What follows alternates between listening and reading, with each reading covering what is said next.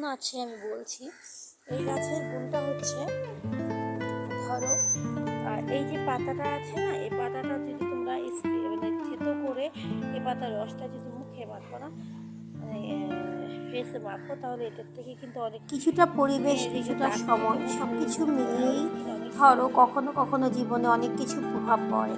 সকালবেলা উঠেই আবার কাজে লেগে গেলাম। কালকে রাত্রে ঘুম হয়নি, অনেক লেটে ঘুমিয়েছিলাম, কিন্তু কি করব, সকালে উঠে যেহেতু গৃহিণী কাজ করতেই হবে। তো সকালে উঠে দেখতে পাচ্ছি সকালবেলা ব্রেকফাস্টের জন্য মিক্স সবজি আমি করে নিয়েছি। আজকে তোমাদের সাথে অনেক ইম্পর্টেন্ট কথা আলোচনা করব।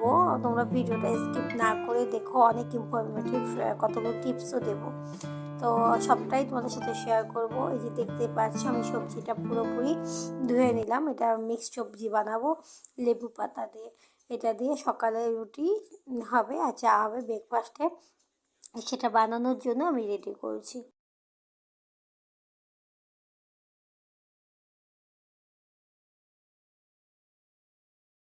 কি ভালো হতো না জীবনটা যদি আগের থেকেই সবাই জীবনের রহস্যগুলো পড়তে পারতো বা জানা যেত, তাহলে যে কি ভালো হতো। কিন্তু কি করব, জীবনে পান্না যতই খুলছি ততই রহস্যপূর্ণ হয়ে যাচ্ছে। তো যাই হোক, সবটাই আজকে জানতে পারবে। আমি এখন রান্না বসাবো আর রুটি বানাবো, অনেকটা লেট হয়ে গেছে।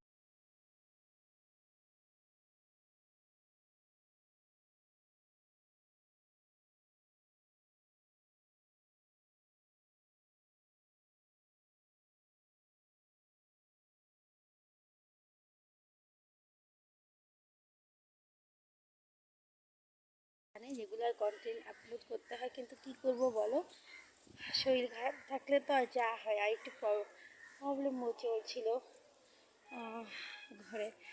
তো সেরকম একটা না, মানে ঝগড়াঝাটি না, অন্য একটা বিষয় না, ওই যে শরীর খারাপ আর কি, এটাই বলতে পারো। শরীরটা কারো ভালো যাচ্ছে না, এটাই। তো গুড মর্নিং সবাইকে, হ্যালো, কেমন আছো সবাই? আশা করি ভালো আছো। আমি কিন্তু ভালো নেই, আমি আজকে বলবো না তোমাদেরকে আমি ভালো আছি, কেন আজকে আমি একদমই খারাপ। আমি আজকেও শরীর খারাপ নিয়ে আমি তোমাদের সাথে কন্টেন্টটা দেবো। আমার ঠাকুর পূজার মানে হেল্প হয়ে যায়, বুঝলা? দেখতেই পাচ্ছি আমি কথা বলতে একদম অসুবিধা লাগছে কতটা। তো চলো গিয়ে পূজাটা সেরে নিই, তারপর তো সংসারে নানান রকম কাজ আছে, সারাদিন চলতেই থাকবে। আজকে সকালে কাপড়ও ধুইনি, যেহেতু সাধারণত সকালবেলা কাপড় ধুয়ে আমি উঠেই আমি মানে উপরে আসি। যখন তোমরা জানো যে আমি সকালবেলা কাপড়টা ধুয়ে উপরে নাড়তে আসি, তখনই মোটামুটি কাপড় মানে ফুলগুলি উঠিয়ে নিই, তারপরে কাপড় নেড়ে আবার নিচে চলে যাই। আজকে একদম কাপড় ধুইনি, আজকে সকালে উঠে মানে ঘরটা সুরে ঘরে কাজ টাজ করে আমি শুধুমাত্র স্নান করেছি, এখন অব্দি চাও খাইনি। আর উঠেছি একটু লেট করে, শরীরটা ভালো না, কালকে ঘুমোতে ঘুমোতে অনেকটাই লেট হয়ে গিয়েছিলো। শুভমুখ ঘুমায়নি, ওই কয়দিন থেকে অনেকটাই ডিস্টার্ব দিচ্ছে আমাকে, মানে কি ওর পরীক্ষার সামনে। শীতের শেষে কি আর ফুল পাওয়া যায় বলো? এই কতদিন তো গাঁদা ফুলগুলো আমি বুনেছিলাম দেখি, ঠাকুর পুজো বেশ ভালো করে করলাম। এখন আর গাঁদা ফুলও নেই, আর যে কটা আছে রক্ত গাঁদা সেগুলো দিয়ে কাজ করছি, মানে পুজো দিচ্ছি। কিন্তু এই কটা দিয়ে কি পোষায় বলো? কিন্তু কি করব, না থাকলে যা হয়, ছাদে গাছ লাগিয়ে নিচে আর মাটিও নেই। তো এক ছাদের মাথার মধ্যেই যে গাছ গেড়ে গেড়ে আমার ঠাকুর পুজোর সেবা, ফুল তুলসী এগুলো জোগাড় করতে হয়। একটা সাদা ফুলের গাছ যদিও বুনেছি, এটাও স্বাভাবিক বড়ও হচ্ছে না, এতটুকু হয়ে আছে। আর আমাদের এদিক দিয়ে মাছ টাছ সব যায়, এখান থেকে নিলে নিতেও পারি, আবার কখনো বাজারে যাই। তো আবার এদিকে দেখো তুলসী গাছ, গাঁদা ফুল সব আমি ছাদেই তো লাগিয়ে নিই, জানোই তোমরা। আর এটা হচ্ছে পয়সা ফুল, তোমরা কি বলো আমি জানি না। এটা কিন্তু প্রেশারের সাথে, হাই প্রেশার থাকে তাদের একটা ওষুধের কাজ করে পাতাগুলো। আর এটা কিন্তু ফেস প্যাকে অনেকটাই হেল্প হয়।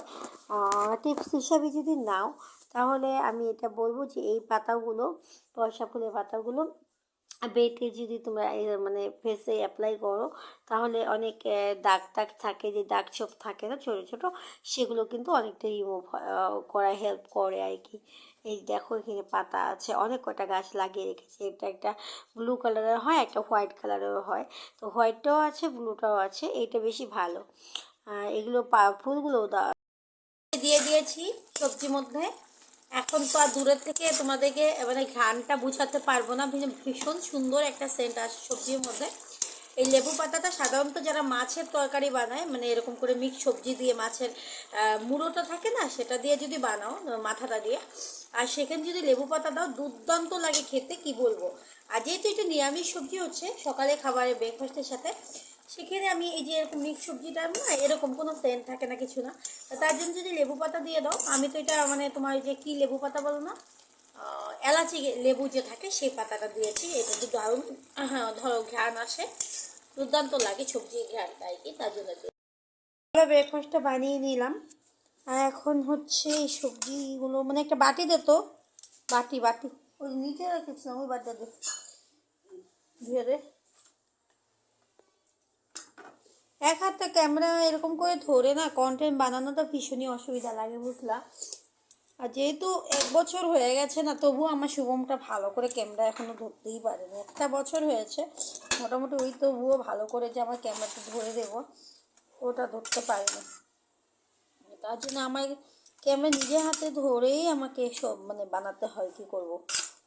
নিচে দেখি তো পুরো উল্টা পুল্টা হয়ে যায়।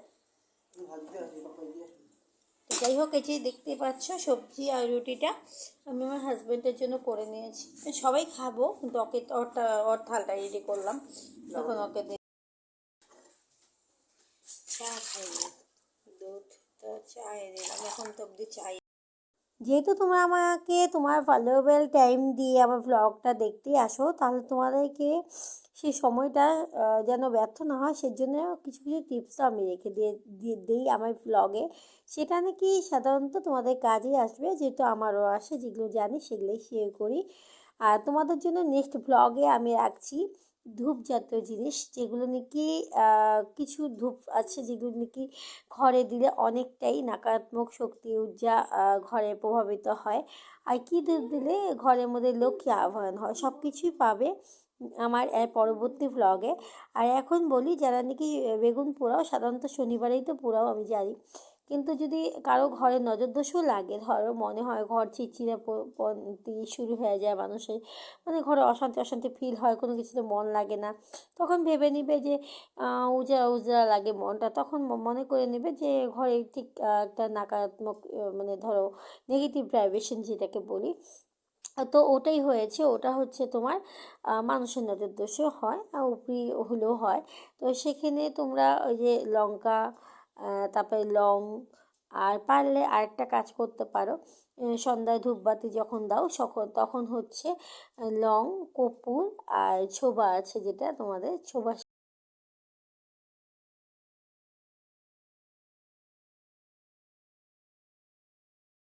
দোষ, নজর দোষ আর সব কিছু দোষের থেকে কিভাবে পরিত্রাণ পাবে, সব কিছু আমি তোমাদের কাছে আজকে বিস্তারিত বলবো। হ্যাঁ, আমি কোনো তান্ত্রিক না, তবে আমি নিজের উপরে যেগুলো যেগুলো অ্যাপ্লাই করি আমি সেগুলো তোমাদেরকে আজকে বলবো।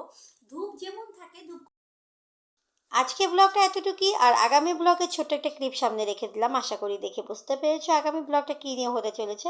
তো তোমাদের ঘরে বা আমাদের ঘরে, যাদের ঘরে একটু নকারাত্মক ভাইব্রেশন মানে নেগেটিভ ঊর্জা আছে, সেটা কীভাবে রিমুভ করবা সবটাই নিয়ে পরবর্তী ব্লগে আবারও আসবো তোমাদের সামনে কালকে। তো আজকের মতো এতটুকুই, আশা করি ভালো লাগলে লাইক, কমেন্ট আর শেয়ার করবো, আর পারলে সাবস্ক্রাইব করে পাশে থাকবো। টাটা।